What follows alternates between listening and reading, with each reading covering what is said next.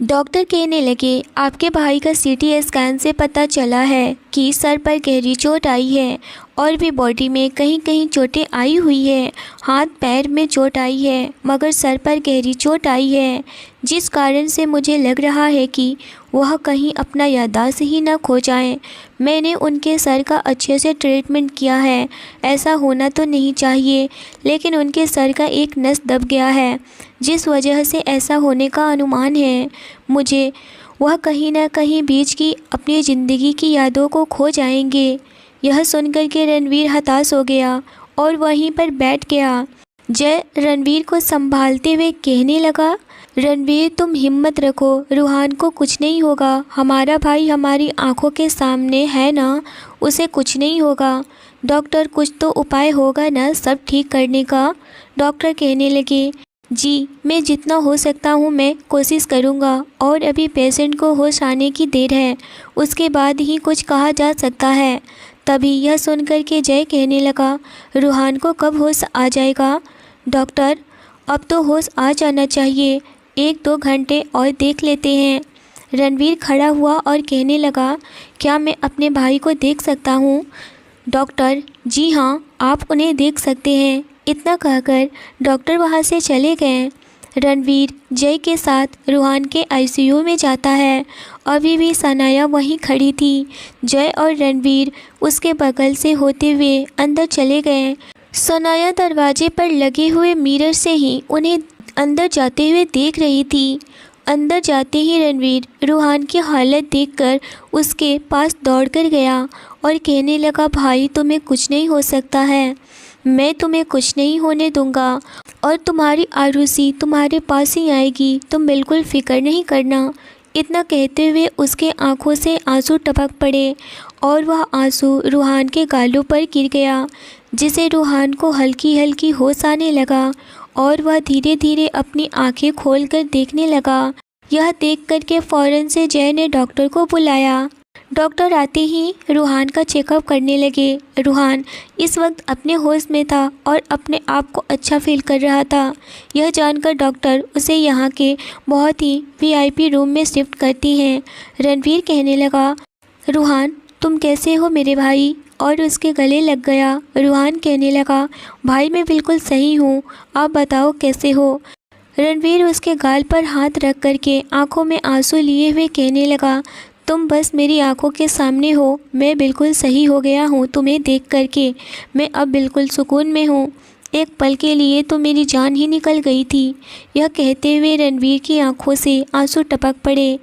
यह देख कर के रूहान कहने लगा, भाई यह बिल्कुल अच्छी बात नहीं है, मैं पढ़ाई करके आ रहा था और मेरा प्लान क्रैश हो गया, तो इसमें मेरी क्या गलती है? और ना ही आपकी गलती है, आपको या फिर मुझे किसी को भी नहीं पता। आप इस तरह से क्यों परेशान हो रहे हैं? अभी मुझे 1 साल तक पढ़ाई कंप्लीट करनी है भाई, मैं फिर से फ़ौरन जाना चाहूँगा। यह सुनकर के रणवीर चौंक गया मगर कोई रिएक्ट नहीं किया। वह समझ रहा था कि डॉक्टर की बात, क्योंकि डॉक्टर ने बताया था कि रूहान की याददाश्त ज़िंदगी के किसी भी टाइम पर खोई हुई होगी। वहीं से वह याददाश्त ख़त्म, मतलब कि वह अभी फ़ौरन में ही अभी पढ़ाई कर रहा है। अभी वह 2 साल पहले जा चुका है। वह बिना कुछ बोले रूहान को गले लगा लिया और वह बोला, तुम अभी आराम करो, तुम्हें अभी आराम की ज़रूरत है, अभी तुम्हें कहीं नहीं जाना है। इतना कहते हुए अभी दोनों बात कर ही रहे थे कि सनाया उनके कमरे में दाखिल हुई। सनाया को देखकर रूहान कहने लगा, सनाया तुम यहाँ, तुम क्यों घर नहीं गई हो क्या? तुम भी मेरे साथ मेरी फ़्लाइट में थी क्या? सनाया रूहान के करीब आई और कहने लगी, नहीं, मैं सुनी कि तुम्हारा एक्सीडेंट हुआ है तो मैं बस तुम्हें देखने चली आई हूँ। और वह आते ही रूहान को गले लगा ली। रूहान भी उसे कस के अपनी बाहों में भर लिया। यह देखकर रणवीर चौंक सा गया। जय भी उन्हें देखते रह गया। रणवीर कहने लगा, रूहान तुम इस लड़की को कैसे जानती हो? रणवीर की बात सुनकर रूहान कहने लगा, भाई यह मेरे साथ मेरे फ़ॉरेन के कॉलेज में पढ़ाई करती है, हम दोनों साथ में ही स्टडी करते हैं। रणवीर यह सुनकर के गहरी सांस लिया। तभी रणवीर के फ़ोन पर कॉल आया। वह जो नंबर फ्लैश हो रहा था उसे देख करके रणवीर की आंखें चमक उठी। वह कोई और नहीं बल्कि आरुषि थी। रणवीर जल्दी से फ़ोन रिसीव किया और बाहर चला गया। आरुषि कहने लगी, रूहान के बारे में पता चला? रणवीर बोला, हाँ वह सही सलामत है, तुम आके मिल सकती हो, मैं अभी जय को भेजता हूँ। यह कह कर के रणवीर बिना आरुषि की बात सुने ही फ़ोन कट कर दिया। उधर आरुषि अभी भी अपने डैड के पास ही बैठी हुई थी। शुभ को भूख लग रही थी। डॉक्टर से भी बात आरुषि कर ली थी। कुछ दिनों में उसके पापा ठीक हो जाएंगे और अभी उन्हें 24 घंटे के लिए ऑब्जर्वेशन में रखा गया था, वहाँ बॉडीगार्ड की। तभी रणवीर हॉस्पिटल के रूम में आया और जय के पास गया और धीरे से बोला, तुम जाओ आरुषि को लेकर आओ, वह रूहान से मिलना चाहती है। इतना सुनकर जय कहने लगा, ठीक है मैं जा रहा हूँ, और वह फ़ौरन से चला गया। इधर सनाया जाने लगी थी मगर रूहान उसका हाथ पकड़ के रोक दिया और कहने लगा, कहाँ जा रही हो बेबी, यहीं बैठो मेरे पास, तुम्हें कहीं जाने की ज़रूरत नहीं है, मैं अभी बीमार हूँ ना, तुम देख रही हो और तुम जाने लगी। इस तरह से बिहेव करते हुए रणवीर दोनों को देख रहा था। वह कुछ समझ नहीं पा रहा था, मतलब कि वह आंखें बड़ी किए हुए सोचने लगा कि यह कॉलेज के बेस्ट फ्रेंड होंगे। इन्हीं सब सोचों में अभी रणवीर गुम था कि जय आरुषि को लेकर के पावर अस्पताल पहुंचा। रास्ते में आरुषि शुभ को ओवरऑल पैलेस छोड़ आई थी, उसे अम्मा के पास, क्योंकि उसे भूख लग रही थी और वह उसे थकावट भी हो गई थी और शुभ भी चाह रहा था कि वह घर जाए। आरुषि जय के साथ जैसे ही कैबिन में एंटर करती है, वह देखी रूहान के करीब एक लड़की है जो उसके हाथ पकड़े हुए बैठी हुई थी। आरुषि उस लड़की पर बिना ध्यान दिए ही रूहान को देखकर उसके करीब दौड़कर आई और उसके गले लग गई और कहने लगी, रूहान तुम ठीक हो ना, तुम्हें क्या हुआ है, इतने सारे चोटें, तुम ठीक हो ना। और उसके आंखों से आंसू की धारा बह जा रही थी। उसकी ब्लू आंखें पूरी तरह से लाल हो रखी थी आंसुओं की वजह से और उसके गले लग गई। रणवीर अपनी मुठियाँ कस लिया। आरुषि रूहान के गले लगकर कहने लगी, रूहान मैं बिल्कुल रह नहीं पाऊँगी तुम्हारे बिना, मुझे लगा कि मैं तुम्हें खो दिया, मगर अब तुम्हें देख कर के मुझे तसल्ली हुई। और आरुषि उससे दूर हुई और उसके गाल पर हाथ रखते हुए कहने लगी, तुम कैसे हो रूहान, नहीं बोलोगे क्या, तुम अपनी बेबी को नहीं पहचानते हो।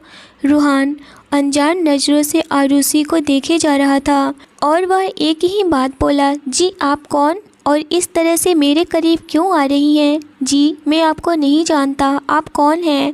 इतना सुनना था कि आरुषि पूरी तरह से हैरान हो गई। वह धड़कते दिल के साथ कहने लगी, रूहान मैं तुम्हारी आरुषि, हम दोनों 1 साल से रिलेशनशिप में हैं और हम लोग शादी करने वाले हैं। रूहान तुम मजाक कर रहे हो ना? रूहान को इस वक्त कुछ भी याद नहीं आ रहा था उसको और वह दिमाग पर जोर डालने की कोशिश करने लगा मगर उसे कुछ भी याद नहीं आ रहा था। डॉक्टर ने रणवीर से कहा था कि उन्हें कोई भी दिक्कत नहीं होनी चाहिए और ना ही आप उन्हें याद करने के लिए फ़ोर्स करेंगे, उन्हें बिल्कुल भी प्रेशर नहीं दीजिएगा। यह सोचकर के रणवीर आरुषि का हाथ पकड़े कमरे से बाहर आया। इतने में डॉक्टर आए और कहने लगे, पेशेंट को आराम करने की ज़रूरत है, आप लोग बाहर जाइए। डॉक्टर की बात सुनकर सभी लोग बाहर चले आए। इधर आरुषि की नज़रें सिर्फ इस वक्त रणवीर के ऊपर था। रणवीर कहने लगा, आरुषि मेरी बात ध्यान से सुनो, रूहान इस तरह से बातें इसलिए कर रहा है क्योंकि वह अपनी याददाश्त खो चुका है। वह 2 साल पहले चला गया है जबकि वह फॉरेन में पढ़ाई करता था। उसके बाद क्या हुआ है उसे कुछ भी याद नहीं है। इतना सुनना था कि आरुषि वहीं बेंच पर बैठ गई और फूट फूट कर रोने लगी। उसे इस तरह से रोता हुआ देख करके रणवीर की जान निकलने को आ गई। वह वहीं आरुषि के पैरों में बैठ गया और कहने लगा, आरुषि तुम बिल्कुल घबराओ नहीं, सब ठीक हो जाएगा। आज नहीं तो कल रूहान को याद आ ही जाएगी। इस वक्त आरुषि अपने होश में नहीं थी और वह रोते हुए कहने लगी, मैं अब क्या करूँगी रणवीर, रूहान को तो मैं बिल्कुल भी याद ही नहीं हूँ। तभी यह बातें कहते हुए रणवीर के पीछे वह शनाया खड़ी थी। उस पर आरुषि का ध्यान गया, वह फ़ौरन से खड़ी हो गई। आरुषि सनाया के पास गई। रणवीर हैरान नज़रों से बस आरुषि को ही देखे जा रहा था। सनाया इस वक्त बहुत ज़्यादा ही घबराए जा रही थी कि आरुषि उसे पहचान गई है। आरुषि उसके पास जाकर कहने लगी, तुम वही हो ना जो उस होटल में रूहान के कमरे में सोई हुई थी। इतना कहते हुए आरुषि गुस्से में आ गई और कहने लगी, तुम्हारी हिम्मत कैसे हुई मेरे रूहान के करीब जाने की। तुम सोच भी कैसे सकती हो कि रूहान के करीब जाओ। तुम्हारी जैसे गिरी हुई लड़की मैंने आज तक नहीं देखी। इतना सुनते ही सनाया कहने लगी, जी नहीं, मैंने कोई गलती नहीं की, क्योंकि 2 साल पहले मैं और रूहान एक साथ फ़ॉरेन के कॉलेज में पढ़ाई करते थे और हम दोनों एक बहुत ही अच्छे दोस्त थे, जो कि रूहान आज भी मुझसे दोस्ती रखे हुए है। तभी तो वह मुझे पहचान गया, मगर वह पहले वाला रूहान होता तो मुझे अपने करीब तक नहीं आने देता। मैं रूहान से बहुत मोहब्बत करती हूँ, कॉलेज के टाइम से ही, पर रूहान तो तुम्हारे प्यार में पागल था। इस वजह से मैं उसे रात उस नशे की दवा दे कर के उसके साथ यह नाटक की और वह वीडियो बनाई ताकि तुम्हें दिखा सकूं और तुम दोनों का प्यार तोड़ दूं। मगर भगवान यही चाहता है और देखो, फिर से रूहान मेरे करीब आ गया और वह फिर से मेरे साथ हो गया। और तुमसे कब मिला था, कहाँ मिला था, कैसे मिला था, प्यार करता था, उसे बिल्कुल भी याद नहीं है। आरुषि यह सुनते ही सनाया को एक थप्पड़ लगा देती है। तभी रणवीर आरुषि को पकड़ लिया और कहने लगा, नहीं स्वीटी, यह सही कह रही है, रूहान की कोई गलती नहीं है इसमें और ना ही इस लड़की की गलती है। मुझे भी पता था कि कोई कॉलेज के टाइम में लड़की पसंद करती है और रूहान भी उसे पसंद करता था, मगर जब वह तुम्हें देखा तो तुमसे प्यार हो गया। मगर सनाया को वह लाइक करता था या फिर उसे चाहता था, उसे आज तक सनाया को बताया ही नहीं, मगर तुमसे मिला और उसे एक नज़र में ही तुमसे प्यार हो गया और वह तुम्हें चाहने लगा और तुम्हें बता भी दिया, क्योंकि वह तुम्हें खोना नहीं चाहता था। इतना सुनकर के आरुषि वहीं बेंच पर फिर से बैठ गई और सिसक सिसक कर रोने लगी। उसके गले से आवाज़ तक नहीं निकल पा रही थी और वह इस वक्त रणवीर के हाथों को ज़ोर से पकड़े हुए थी। कहने लगी, मैं बहुत बुरी हूँ ना, मैं रूहान का ख्याल नहीं रख पाई, मैं बहुत बुरी हूँ, मुझे रूहान को नहीं जाने देना चाहिए था। वह बहुत मुश्किल से बोल रही थी। आरुषि को इतना परेशान देखकर रणवीर की तो जान ही निकलने को हो गई थी, मगर किसी भी तरह अपने आप को कंट्रोल किए हुए रणवीर अपने हाथों को आरुषि के हाथों से दूर किया और उसके माथे को सहलाते हुए कहने लगा, कोई बात नहीं स्वीटी, तुम बिल्कुल भी टेंशन नहीं लो, सब ठीक हो जाएगा। और तुम बहुत थक गई हो, चलो हम घर चलते हैं। जय, तुम यहाँ पर बॉडीगार्ड्स लगा दो और हो सके तो तुम यहाँ पर रहो या फिर विक्रम को यहाँ पर बुलाओ। जय कहने लगा, ठीक है। इतना कहकर रणवीर आरुषि का हाथ पकड़े हुए उसे लेकर जाने लगा। इन दिनों आरुषि बहुत ज़्यादा ही परेशान और डिप्रेस्ड रहने लगी थी, क्योंकि उसके डैड की तबीयत ख़राब थी और दूसरी तरफ रूहान की ऐसी हालत, वह काफ़ी टेंशन में रहती थी, जिस वजह से वह बहुत ज़्यादा ही वीक हो गई थी। रणवीर उसे अपने कार में बिठाया और ख़ुद भी ड्राइविंग सीट पर बैठ गया। आरुषि थकावट की वजह से वहीं थोड़ी देर में ही सो गई। रणवीर उसे सोता हुआ देख करके एक जगह साइड में गाड़ी रोका और उसे सीट बेल्ट लगाया, कहीं आरुषि नींद में गिर न जाए। अभी वह सीट बेल्ट लगा ही रहा था कि आरुषि कहने लगी, रूहान तुम मेरे साथ ऐसे नहीं कर सकते हो, तुम सिर्फ मेरे हो। वह नींद में ही बड़बड़ाई जा रही थी। रणवीर के चेहरे पर एक स्माइल आ गई और वह आरुषि के चेहरे पर आए हुए बालों को हटाता है और उसके माथे पर किस कर दिया और कहने लगा, आरुषि तुम सच में बहुत अच्छी हो, तुम सबके बारे में सोचती हो सिवाय मेरे, मगर मैं इस वक्त तुम पर कोई भी जोर ज़बरदस्ती नहीं कर सकता हूँ। बस मैं तुम्हें प्यार से ट्रीट कर सकता हूँ क्योंकि तुम्हें इस वक्त प्यार की ज़रूरत है। यह कहते हुए रणबीर कार स्टार्ट कर दिया और वह ओबेरॉय पैलेस की तरफ बढ़ गया। 10 मिनट में ही वह ओबेरॉय पैलेस पहुँच गया। आरुषि अभी भी नींद में थी। रणबीर उसे उठाना सही नहीं समझा। आरुषि को गोद में उठाया और उसे ऊपर ले जाने लगा।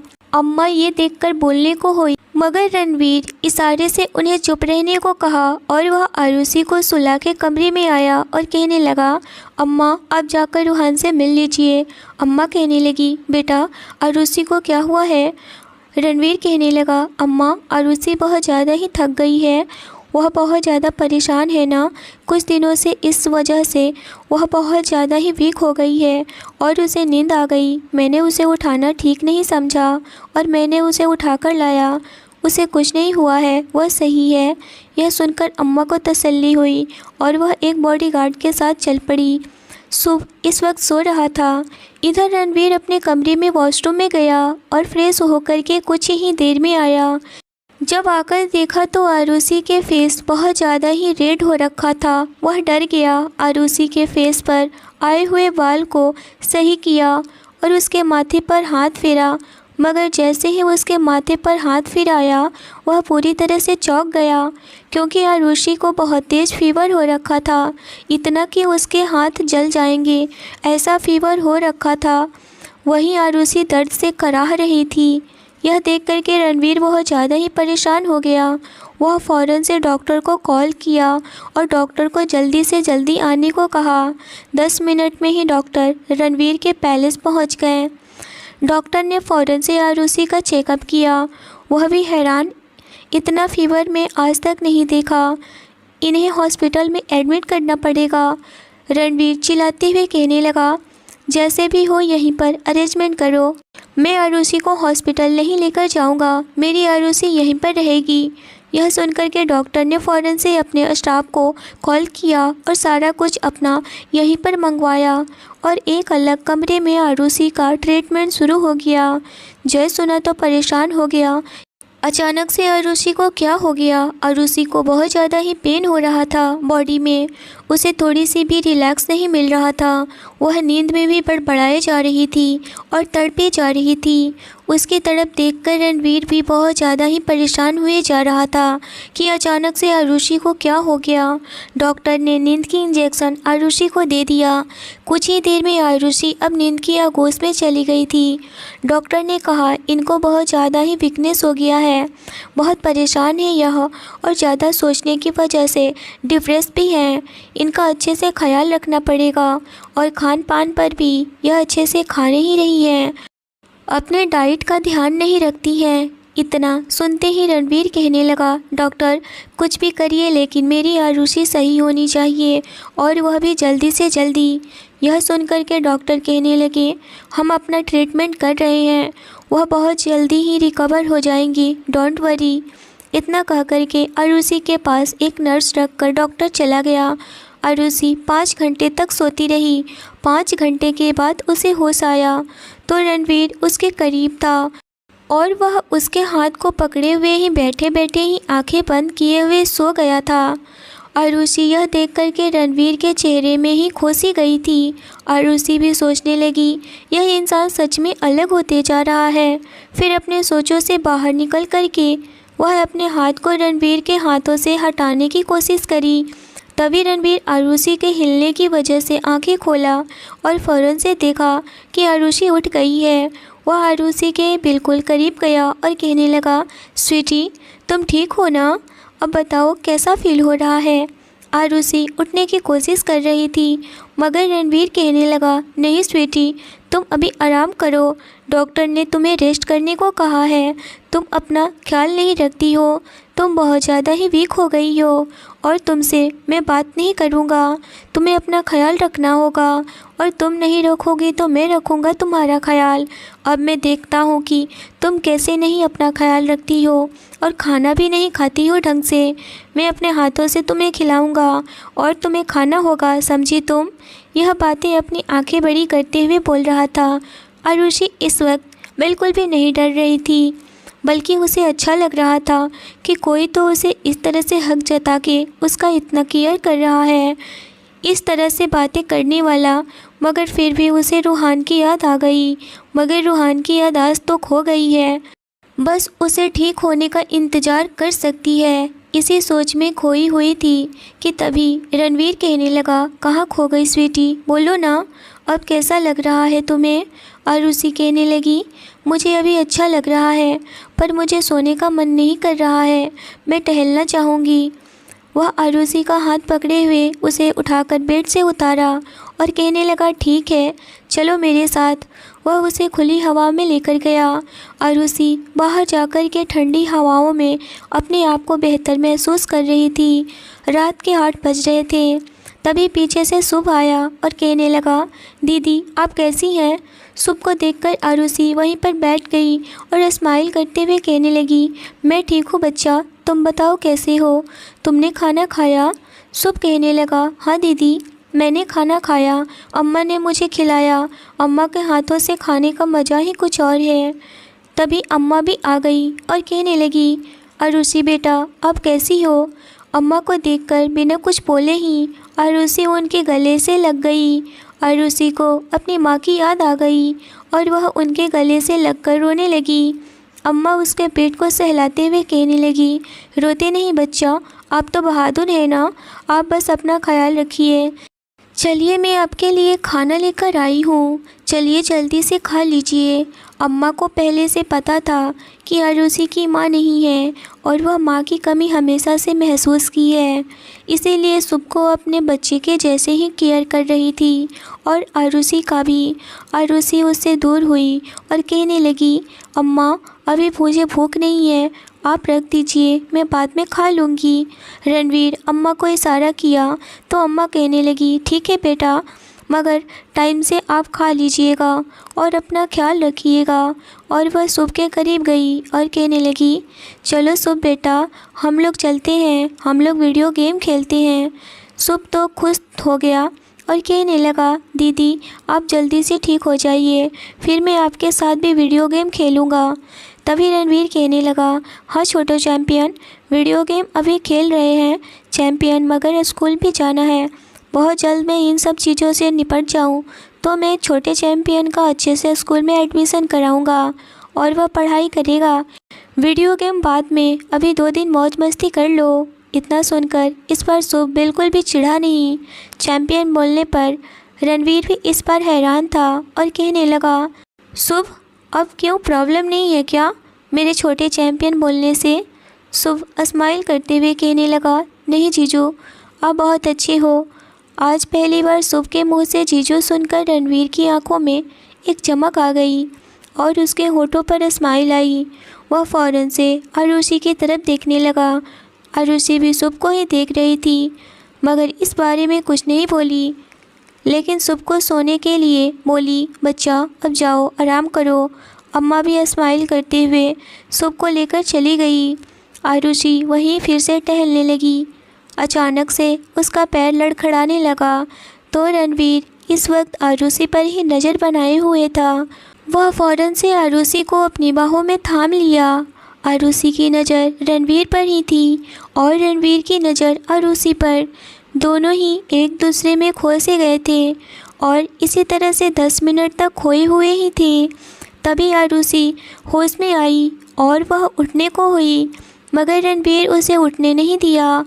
वह उसे पूरी तरह से अपने गोद में उठाया और उसे कमरे में लेकर गया, सोफे पर बिठाया और कहने लगा, अब कोई बहाना नहीं चलेगा, चलो स्वीटी जल्दी से खाना खा लो, अगर तुम नहीं खाओगी तो मैं भी नहीं खाऊंगा। चलो। अम्मा ने प्लेट भर भर के बहुत सारे सैलेड, चपाती, आलू मटर की सब्जी और बहुत सारे फ्रूट्स लेकर आई थी। रणवीर ने चपाती की एक बाइट तोड़ी और उसने पनीर के साथ डिप किया और आरुषि के मुंह के पास लेकर गया, मगर आरुषि मुंह बनाते हुए कहने लगी, मुझे भूख नहीं है। रणवीर कहने लगा, मुझे पता है सुबह से तुमने कुछ नहीं खाया है, चलो अब कोई भी मैं नखरे नहीं सुनने वाला हूँ और फ़ौरन से मुंह खोलो और खाओ, मैं खिलाता हूँ। सारे यह फिनिश करना है अभी के अभी, और कोई ड्रामा नहीं मेरे सामने, समझी? इतना कहते हुए रणवीर थोड़ा गुस्सा से बोला। आरुषि अभी बिल्कुल भी रणवीर से डर नहीं रही थी, मगर हाँ, थोड़ी उसकी बातों की रिस्पेक्ट कर रही थी, और वह यह सुनकर अपना मुंह खोली। रणवीर उससे प्यार से उसके मुंह में पहला बाइट डाला और आरुषि खाने लगी। आरुषि को खाते हुए देख कर के रणवीर स्माइल कर रहा था। आरुषि का भी अब रणवीर से बिल्कुल भी प्रॉब्लम नहीं हो रहा था। आरुषि को अब रणवीर के साथ थोड़ा थोड़ा अच्छा फील होने लगा, क्योंकि रणवीर में काफ़ी चेंज आ गए थे। अब वह आरुषि की नज़रों में अच्छा इंसान साबित होने लगा था। आरुषि यह देखी कि रणवीर खुद नहीं खा रहा है, सिर्फ उसे ही खिला रहा है। वह कहने लगी, रणवीर आप भी खाओ। मगर इस वक्त रणवीर तो बस आरुषि के यादों में ही खोया हुआ था। उसे देख कर के सुकून मिल रहा था कि आज वह आरुषि उसके पास है, सामने है, और आज उसे खिला रहा है। और उसके ब्लू आंखें प्यारी और मासूम चेहरे को देखकर एक सुकून महसूस कर रहा था। उसकी आंखों में ही खो सा गया था। आरुषि फिर से बोली, आप मुझे खिलाते रहेंगे, आप भी खाओ ना कुछ, आपने भी तो सुबह से नहीं खाया है ना। तभी रणवीर को होश आया और वह कहने लगा, क्या कहा स्वीटी तुमने? आरुषि फिर से बोली, आपने भी सुबह से नहीं खाया है, आपको भी खाना चाहिए, सिर्फ मुझे ही खिलाए जा रहे हैं। आरुषि की बात सुनकर रणवीर भी सोचने लगा, आरुषि को भी मेरा ख्याल है। यह सोचकर उसके होठों पर एक प्यारी सी स्माइल खिल गई कि चलो थोड़ी बहुत तो आरुषि अब मेरी भी फिक्र कर रही है। ऐसे ही करते हुए रणवीर और आरुषि दोनों ने अपना अपना खाना फिनिश किया और फिर आरुषि अपने कमरे में सोने के लिए जाने लगी। मगर रणवीर आरुषि का हाथ पकड़ लिया और कहने लगा, नहीं न जाना स्वीटी, यहीं पर सो जाओ। अगर रात में तबीयत ख़राब हो गई ज़्यादा तो कौन देखेगा, और मेरे पास रहोगी तो मुझे पता चलेगा ना। आरुषि कहने लगी, वह नर्स है। रणवीर बोला, नर्स है तो क्या हुआ स्वीटी, फिर भी मुझे हमेशा टेंशन बनी रहेगी। तुम्हारी तबीयत सही भी है या नहीं? मैं सो नहीं पाऊँगा ना, मुझे भी नींद नहीं आएगी। आरुषि इस बार कुछ नहीं बोलती है, मगर वह अभी रणवीर से भी दूर रहना चाहती थी। पता नहीं क्यों, मगर उसका दिल और दिमाग साथ नहीं दे रहा था। उसका दिल रूहान के पास था, मगर दिमाग का क्या, जो कि रणवीर बदल रहा है उसके लिए। वह कहने लगी, मैं अभी चेंज करके आती हूँ। वह लाइट ग्रीन कलर के नाइट ड्रेस पहनकर आई और बेड पर बैठ गई।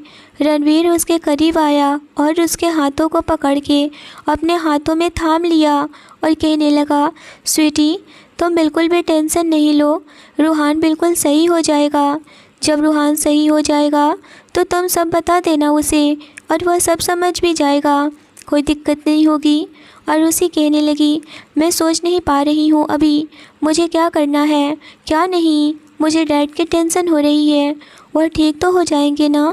इतना कहते हुए उसके आंखों में आंसू भर आए और बाहर आने के लिए मचलने लगे, मगर रणवीर सब समझ रहा था। वह कहने लगा, स्वीटी तुम बिल्कुल टेंशन नहीं लो, मैं ब्रिजमोहन जी को कुछ भी होने नहीं दूंगा, और ना ही रूहान को और ना ही तुम्हें। मैं सबको सही सलामत इस घर में लेकर आऊँगा, और वह सिर्फ़ और सिर्फ तुम्हारी वजह से। मुझे एक चांस दे दो स्वीटी, मैं सुधरना चाहता हूँ। मैं तुमसे सच में मोहब्बत कर बैठा हूँ। मैं तुम्हारे बिना अपनी ज़िंदगी में एक कदम भी आगे नहीं बढ़ सकता हूँ। मैं अपनी बातों को बता नहीं पा रहा हूँ, मैं कैसे एक्सप्लेन करूँ कि मैं कितना प्यार करता हूँ तुम्हें। आरुषि इस वक्त सिर्फ रणवीर को ही देख रही थी, जहाँ सच्चाई और प्यार भरा था, जो कि आरुषि की आंखों में देखकर यह सारी बातें बोले जा रहा था। आरुषि रणवीर के हाथों से अपना हाथ छुड़ाकर उसके हाथों पर रखते हुए कहने लगी, अब सो जाए, काफ़ी रात हो गई है। यह सुनकर रणवीर एक गहरी सांस लिया और कहने लगा, हाँ स्वीटी सो जाते हैं ना, और आरुषि को अच्छे से कवर करके उसे लेटा देता है और खुद भी उसके बगल में लेट जाता है।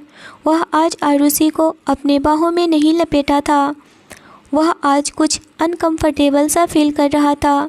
उसे हिचकिचाहट हो रही थी आरुषि के करीब जाने में, आरुषि को भी यह सब चीज़ें अलग लग रहा था कि रणवीर चेंज है। आरुषि भी अब धीरे धीरे रणवीर की तरफ खींची जा रही थी, क्योंकि रणवीर अब पहले जैसा उसके साथ ज़बरदस्ती नहीं कर रहा था, बल्कि वह उसे तो केयर और प्यार कर रहा था, प्यार दे रहा था, उसे समझ रहा था। ऐसे ही दिन गुजरते गए और कुछ दिन बाद बृजमोहन जी घर आ गए और वह भी ओबेरॉय पैलेस में ही आए। उधर रूहान भी बहुत ज़्यादा रिकवर हो चुका था और वह भी अपने घर आ चुका था। तो अब क्या होगा? क्या आरुषि और रणवीर एक हो जाएंगे या रूहान की याददाश्त वापस आ जाएगी? क्या आरुषि फैसला ले पाएगी कि वह रणवीर की ही होकर रह जाएगी? यह जानने के लिए स्टोरी के साथ बने रहें। स्टोरी अच्छी लगी हो तो लाइक करिए, चैनल पर पहली बार आए हो तो चैनल को ज़रूर सब्सक्राइब करिए। अगर आपको स्टोरी अच्छी लगी हो तो कमेंट में ज़रूर बताइए। मिलते हैं एक इंटरेस्टिंग एपिसोड के साथ। Thanks for watching. Amar ji Kavya के बच्ची को सुलाने की कोशिश कर रहे थे और वह बच्ची धीरे धीरे सो भी रही थी। यह देखकर के काव्या अमर जी के पास गई और कहने लगी, इसे मुझे दे दीजिए। यह देखकर अमर जी कहने लगे, नहीं बेटा रहने दो, यह सो रही है, अगर तुम लोगे तो शायद उठ जाएगी और फिर रोने लगेगी। काव्या कहने लगी, मैं चुपचाप से एंजल को सुला देती हूँ, आप टेंशन मत लीजिए, नहीं उठेगी। इतना सुनकर अमर जी काव्या को एंजल दे दिए और एंजल को काव्या लेकर बहुत प्यार करने लगी थी और उसको क्रैडल में सुला दी। इतने में ही वीर प्रताप के फ़ोन पर एक अननोन नंबर से फ़ोन आया। आपके घर गांव वाले, आपके दादाजी की तबीयत खराब हो गई है, आप सब लोगों को आना होगा। इतना सुनकर के वीर प्रताप पूरा हैरान हो चुका था और वीर प्रताप ने अपने पापा से पूछा, पापा क्या हमारे गांव में भी कोई परिवार है? यह बात सुनकर के अमर सिंघानिया पहले तो ना में सर हिलाया। फिर वीर प्रताप ने बोला, मुझे अभी अभी फ़ोन आया था वहाँ के मुंशी जी का कि रामपुर गाँव में हमारी हवेली है, जो कि उस हवेली के मालिक जयवर्धन सिंघानिया की तबीयत बहुत ज़्यादा ही खराब है, शायद वह अंतिम सांसें ले रहे हैं। अमर सिंघानिया यह सुनकर चौंक गए थे और बताने लगे कि उनके दादाजी भी हैं और उसका एक फैमिली भी है। और वह अपने पापा से पूछने लगा, तो पापा मुझे पहले क्यों नहीं बताया और पहले हमें क्यों नहीं वहाँ पर लेकर गए, हमें क्यों वहाँ से दूर रखे? इतना सुनकर के अमर सिंघानिया कहने लगी, हाँ हमारा गाँव रामपुर में एक हवेली है, जो कि वहाँ पर हम लोग पहले रहते थे, लेकिन वहाँ का रवैया बिल्कुल भी खराब था, इसीलिए मैं वहाँ से विदेश चला गया और वहीं पर रहने लगा और अपनी कंपनी, अपना ऑफिस उधर ही सेटल कर लिया। लेकिन वह मेरा बाप है और उसकी तबीयत ख़राब है, वह मरने के कगार पर है, तो जाना तो पड़ेगा ही। तभी लवन्या जी आई और कहने लगी, आप यह कैसी बातें कर रहे हैं? चाहे कुछ हो जाए हमें वहाँ नहीं जाना चाहिए, हमें पता है ना कि वह लोग किस तरह के हैं, हमें नहीं जाना चाहिए। आपको जाना है तो आप अपने पापा से जाकर मिल सकते हैं। इतना सुनकर के वीर प्रताप कहने लगा, माँ आखिर ऐसा क्या बात है कि आप लोग जाना नहीं चाहते हैं? तभी अमर सिंघानिया कहने लगे, कुछ ऐसी बात है, तुम ना ही जानो तो ही अच्छा है। तभी वीर प्रताप का छोटा भाई ऋषि सिंघानिया कहने लगा, भाई लगता है यह लोग हमें बताना नहीं चाहते हैं, कुछ सीक्रेट है और वह सीक्रेट रखना चाहते हैं, तो छोड़ो ना, हम लोग यहाँ से चलते हैं, यहाँ मुझे बिल्कुल भी अच्छा नहीं लग रहा है। चलो ना यहाँ से भाभी को लेकर के हमें उन्हें अपने कंट्री घुमाते हैं, उनको भी अच्छा लगेगा। वीर प्रताप कहने लगा, पहले यहाँ का जो भी है उसको हमें ख़त्म करना है, मुझे बहुत ज़रूरी काम करना है, अभी मैं वहाँ नहीं जा सकता हूँ, तुमको जाना है तुम जाओ। इतना कह करके वह कमरे में चला जाता है जहाँ की काव्या एंजल को सुला रही होती है और कमरे में आते ही वीर प्रताप तेज आवाज़ में बोला, काव्या आप कहाँ हो? काव्या यह सुनकर वीर प्रताप को शांत रहने की इशारा करती है, क्योंकि एंजल सो रही होती है। इतना सुनकर के वीर प्रताप भूल गया था कि छोटी बच्ची भी है, अब उसके घर में रह रही है। इतना सुनकर और देखकर वह भी आहिस्ता आहिस्ता बोलने लगा था, कहने लगा, काव्या आपको एक बात बतानी है। काव्या भी धीरे से बोली, क्या बात है? वह कहने लगा, हमें गांव जाना होगा। काव्या कहने लगी, कैसा गांव?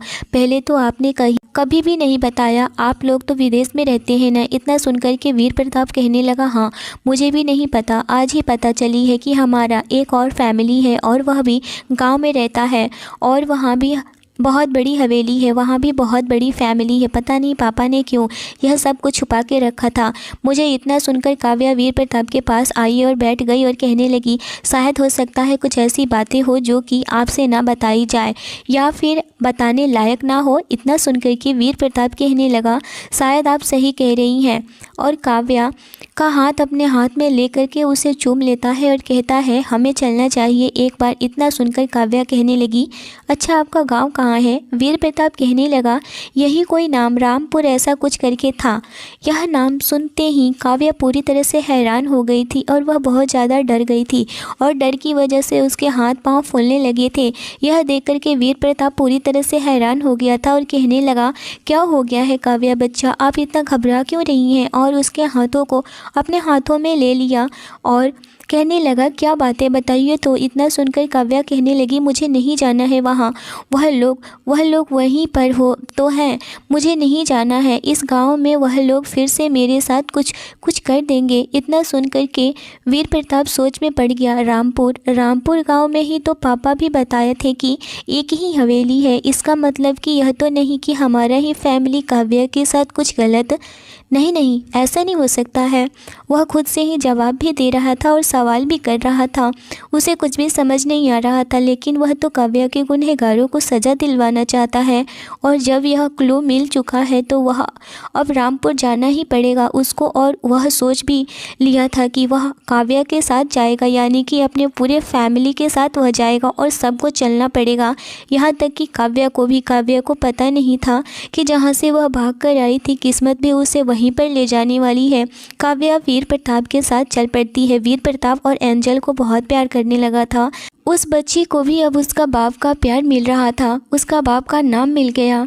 काव्या बहुत खुश थी वीर प्रताप को पाकर, क्योंकि वीर प्रताप जैसा इंसान वह सोची भी नहीं थी कि उसकी ज़िंदगी में कोई ऐसा इंसान आएगा या फिर उसकी ज़िंदगी ऐसी बदल जाएगी। वह बहुत ज़्यादा खुश थी, लेकिन वह जहाँ जा रही थी उसे देखकर वह तो बिल्कुल हैरान हो चुकी थी और पूरी डरी हुई थी। वह सिर्फ जा रही थी तो वीर प्रताप के सहारे पर वीर प्रताप को अपनी बाहों में कसकर पकड़ लेती है और कहने लगी, मुझे यहाँ नहीं जाना है, मुझे यहाँ से दूर ले चलो, मैं यहाँ नहीं जाने वाली हूँ। इतना सुनकर के वीर प्रताप पूरी तरह से हैरान हो चुका था और कहने लगा, क्या हो गया काव्या, मैं हूं ना आपके साथ, आप क्यों घबरा रही हैं? आप घबराइए मत, मुझ पर आपको भरोसा है ना? यह सुनकर काव्या हाँ में अपना सर हिलाई। वीर प्रताप कहने लगा, तो फिर विश्वास रखे रहिए और आगे आगे देखिए क्या होता है। मैं आपसे वादा किया है और खुद से भी उन गुनहगारों को मैं सज़ा दिलवा कर ही रहूँगा, चाहे कुछ भी हो जाए, वह भले मेरे ही घर वाले क्यों ना हो। काव्या को बहुत सारी पुरानी बातें याद आने लगी थी, वह जगह जहाँ से वह भागी थी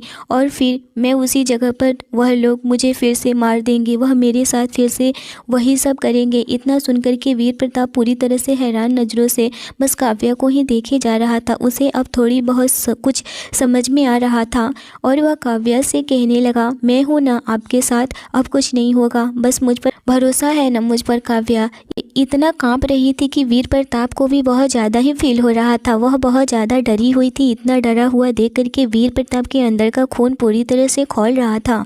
वैसे तो वीर प्रताप शांत व्यक्ति था, लेकिन जो काव्या के साथ हुआ था उस पर किसी का भी खून खौलने लगेगा। काव्या ने अपना सर हाँ में हिलाई और वह बस चुपचाप से वीर प्रताप के साथ चल पड़ी। गाड़ी एक हवेली के बाहर रुकी जहाँ से वह भागी थी और वह हवेली वही था जो कि उसके माँ बाप मारे गए थे। यह सब देख करके काव्या की आंखें बड़ी हो गई थी और वह अपने साड़ी का पल्लू का घूंघट कर ली थी और वह बहुत ज़्यादा ही घबराई हुई थी और वह कांपे जा रही थी। तभी अंदर से आवाज़ आती है, आप लोग आ गए। यह आवाज़ सुनकर के काव्या पूरी तरह से कांप उठी थी और यह देखकर वीर प्रताप उसके पास आकर खड़ा हो गया और वह उसके कंधे पर हाथ रख देता है और वह काव्या को अपने साथ हवेली के अंदर लेकर जाने लगा था। वह कोई और नहीं बल्कि विक्रम सिंघानिया था, जयवर्धन सिंघानिया का बड़ा लड़का। काव्या पूरी तरह से हैरान थी, यह कहाँ आ गई। वीर प्रताप उसे हवेली के अंदर लेकर गया और अपने कमरे में लेकर गया था। काव्या बहुत ज़्यादा ही डरी हुई थी, वीर प्रताप को अपने से दूर कहीं जाने भी नहीं देती थी और वह कहने लगी, आप मुझे छोड़कर इस कमरे से बाहर नहीं जाएंगे, मुझे बहुत डर लग रहा है, यह लोग फिर से मेरे साथ कुछ गलत कर देंगे। आपने मुझे यहाँ क्यों लेकर आए हैं? आपको मुझे नहीं यहाँ ले आना चाहिए था, वह लोग मुझे जान से मार देंगे। इतना कह करके काव्या ज़ोर ज़ोर से रोने लगी थी। उसका रोना सुनकर के घर के जितने भी औरतें थी, यानी कि विक्रम की पत्नी और विक्रम की माँ यानी कि वीर सिंघानिया की दादी, वह दौड़ते हुए वीर प्रताप के कमरे में आई और कहने लगी, क्या हुआ है बेटा, बहू क्यों रो रही है? और काव्या पूरी तरह से अपने होश खो बैठी थी और वह बस रोए जा रही थी। वीर प्रताप बस उसे चुप कराने की कोशिश कर रहा था। काव्या प्लीज़ मेरी बात सुन लो, शांत हो जाओ आप। तुम्हें कोई हाथ लगाना तो दूर, तुम्हारी तरफ आँख उठाकर भी नहीं देख सकता है। तुम मुझ पर विश्वास करो, तुम मेरी अमानत हो, तुम्हें कोई भी हाथ नहीं लगा सकता है। तभी हवेली की सारी औरतें आ करके काव्या को देख लेती है और वह जल्दी से दरवाज़ा बंद करके वीर प्रताप से पूछने लगी थी, यह लड़की तुम्हें कहाँ मिली बेटा? तभी वीर प्रताप कहने लगा, आप सब लोग कौन हैं मुझे नहीं पता, लेकिन यह लड़की नहीं है, मेरी पत्नी है। इतना सुनकर बाकी की जो भी औरतें खड़ी थी वह पूरी तरह से हक्की बक्की हो गई थी। वह तो सोच भी नहीं सकती थी कि काव्या कभी दोबारा भी इन लोगों के साथ आ सकती है। वीर प्रताप की दादी कहने लगी, बेटा इस लड़की को जहाँ से लेकर आए हो इसे वहाँ छोड़ दो। इस लड़की को यहाँ क्यों लेकर आए हो? यह तुम्हारी पत्नी है, यह कैसे हो सकता है? मुझे तो विश्वास नहीं हो रहा है, ऐसा सब कैसे हुआ? तभी वीर प्रताप अपनी आंखें बड़ी किए हुए उन लोगों की बातें सुनने लगा था और वह पूछने लगा, लेकिन आप सब लोग कौन हैं? वीर प्रताप इस हवेली में पहली बार आया था, इसीलिए उन सभी लोगों को पहचानता तक नहीं था। तभी वीर प्रताप की दादी यानी कि जयवर्धन सिंघानिया की पत्नी संगीता जी कहने लगी, मैं तुम्हारी दादी हूँ और यह तुम्हारी बड़ी माँ है और यह दाई माँ है। इतना सुनकर वीर प्रताप संगीता जी के पैर छूकर उन्हें प्रणाम करता है और फिर बड़ी माँ को भी और दाई माँ को भी। तभी वहाँ खड़ी वह औरत दाई माँ, उस औरत का नाम कमला था। वह कमला कोई और नहीं बल्कि काव्या को हवेली से भगाने वाली वही औरत थी और वह आज तक इस हवेली में थी। जब काव्या कमला का नाम सुनी तो दौड़कर कमला के गले लग जाती है और वह काफ़ी रोने लगी थी। कमला उसे चुप कराती है और कहती है, बेटा आप चुप हो जाओ और रोने वाली कोई बात नहीं है। इस घर का वारिस आपका पति है और उसे वैसी दरिंदे को इस घर से निकाला जा चुका है। वह कहीं और रहता है लेकिन इसी गांव में रहता है। आपको डरने की ज़रूरत बिल्कुल भी नहीं है। इतना सुनकर काव्या थोड़ा रिलैक्स होने लगी थी। यह देखकर वीर प्रताप सब कुछ समझ चुका था कि यह सब कुछ इसी हवेली में ही किया गया था और वह इसी घर के लोग थे जो कि उसके ही फैमिली के थे। वह सोच भी नहीं सकता था कि ऐसा कुछ उसके घर वाले कर सकते हैं, क्योंकि उन्हीं का खून तो वीर प्रताप के रगों में भी दौड़ रहा था। लेकिन अमर सिंघानिया उसे इन सब से दूर रखा था तो वह एक काबिल इंसान बन चुका था। नफरत, गुस्सा, जलन, मारपीट इन सब चीज़ों से कोसों दूर था। लेकिन जो काव्या के साथ हुआ था वह तो अनदेखा नहीं कर सकता था। उसके लिए तो वीर प्रताप को कदम उठाना ही था और वह काव्या को इंसाफ दिलवाने में पीछे भी नहीं हटने वाला था। वह खुद से वादा कर चुका था और वह काव्या से भी वादा किया था। वीर प्रताप कहने लगा, काव्या आप बिल्कुल बच्चा टेंशन मत लीजिएगा, मैं हूँ ना। आप कमला जी पर तो विश्वास कर सकती हैं ना, आप उनके साथ रहिए। मैं ज़रा बाहर से सारी खबर लेकर आता हूँ, सब कुछ पता करके आता हूँ इस हवेली में आखिर चल क्या रहा है। इतना सुनकर के संगीता जी कहने लगी, बेटा तुम टेंशन मत लो, काव्या हमारी जिम्मेदारी है और काव्या को हाथ भी कोई नहीं लगा सकता है क्योंकि वह दरिंदा इस हवेली में इस वक्त नहीं है। वह दरिंदा कोई और नहीं बल्कि विक्रम सिंघानिया का बेटा ही था। वीर प्रताप कमरे से बाहर गया और वह हवेली के चारों चप्पा चप्पा छान मारा और एक पल में सभी चीज़ों का मुआयना करने लगा था। पहले वह जयवर्धन सिंघानिया से मिला। इस वक्त जयवर्धन सिंघानिया वेंटिलेटर पर लेटा हुआ था और वह आखिरी सांसें गिन रहा था। अमर सिंघानिया इस वक्त जयवर्धन सिंघानिया वहीं पर घर के बाकी सभी लोग भी इकट्ठे हुए थे। अमर सिंघानिया ने अपने दोनों बेटों से सबकी पहचान करवाई और वीर प्रताप सभी लोगों से मिला और सभी लोगों को ऑब्जर्व भी करने लगा था। वह विक्रम सिंघानिया यानी कि अपने बड़े पापा से मिला और कहने लगा, इस हवेली में ऐसा कुछ पहले भी हुआ है जो कि नहीं होनी चाहिए थी और आज भी वह रिवाज जारी है। यह शायद अब से ना हो, इस बात का आप लोग ख्याल रखें। इतना सुनना था कि विक्रम सिंघानिया गुस्से से कहने लगा, शहरी बाबू यहाँ आपके बातों का कोई भी मायने नहीं है। यहाँ वही होता है जो हम कहते हैं और हम चाहते हैं। इतना सुनकर के वीर प्रताप तो शांत हो चुका था, उनके बातों का कोई जवाब नहीं दिया और वह गाड़ी निकाला और गांव में चक्कर लगाने के लिए निकल पड़ा। जब वह गांव के बीचों बीच गया तो कुछ लोग बहुत ज़्यादा ही डरे हैरान परेशान थे। वीर प्रताप पूछा कि आप लोग इतना डरे हुए क्यों हैं? तो वह लोग कहने लगे कि साहब आप यहाँ नए हैं लग रहे हैं, आप यहाँ से चले जाइए वरना विक्रम सिंघानिया बहुत खतरनाक है। यहाँ का बड़ा जमींदार है और वह बहुत ज़्यादा ही रौब जमाता है। हम लोगों को जीने देना नहीं चाहता है और ना ही मरने देना चाहता है। हम यहाँ से बाहर निकल जाना चाहते हैं, इस गांव को छोड़ करके चले जाना चाहते हैं, लेकिन यह हमें जाने भी नहीं देता है और हमारी सारी खेतों को भी अपने नाम कर लिया है और हम उसके खेतों में काम करते हैं और सारा अनाज भी ले लेता है और हमारी बेटी बहनों के साथ भी गलत करता है। इतना सुनना था कि वीर प्रताप पूरी तरह से गुस्से से तिलमिला उठा था और कहने लगा, विक्रम सिंघानिया कौन? जो हवेली में रहता है वही न? इतना सुनकर के गांव के लोग कहने लगे, नहीं वह विक्रम सिंघानिया तो है ही, लेकिन उसका बेटा, उसके दादा ने अपने ही बेटे के नाम पर अपने ही पोते का नाम रखा कि उसके बेटे के जैसे ही उसका पोता भी आगे नाम करेगा और दरिंदगी फैलाएगा, इसीलिए उसका नाम भी विक्रम सिंघानिया रख दिया। तभी एक बुढ़ी औरत आई और कहने लगी, बेटा इतना ही नहीं, बहुत सालों पहले की बात है, एक लड़की के घर वालों को तो जिंदा ही मार दिया गया था और सभी गांव वाले बस देखते ही रह गए। वह लड़की के पूरे घर को जलाकर राख कर दिया गया उन लोगों ने, और उस लड़की को भी नहीं छोड़ा। सारे